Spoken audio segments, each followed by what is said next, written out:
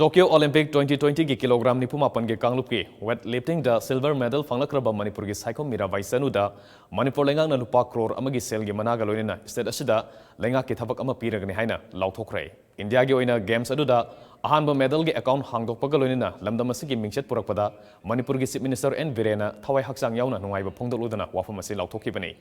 Union Home Minister Amit Sahada share logduna ngarang dagi Meghalaya gi Shillongda Awangpok State singi Chief Minister DGP amasung Chief Secretary singi oiba apunba mifam gi damak state aduda leiriba Chief Minister N Virena amasung Mirabai Chanuga video chat ki kuthangda wari sanabada Chief Minister na phongdokibada Mirabai na ngasi India gi ahanba medal gi account hangbasina lamdam asigi sanaroi singda anoba thauna piba ngamlagani Mirabai na Manipur da hek thonglabaga state laingang na chawna ongnaba sem saduna leire hana Indian Railways da thabak tawramba adudagi hena chawba state asida thabak pinaba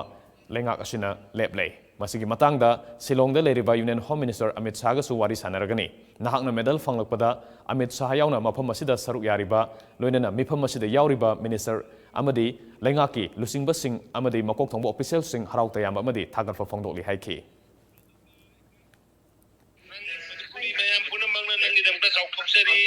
aduga Bharat ki mayam puri mangna nangi damka sauthokchari aduga aigi side ki di nangi course mayam ade nangu si yorong na bohona bata mating pangi nangi alaman lairiba laikai ki supporter mayam club ki mayam ayam na thamoi seng lai moi bo appreciate tawi aduna nang ngasina loiba nate matang goal phangi gadam ni Mana ko yes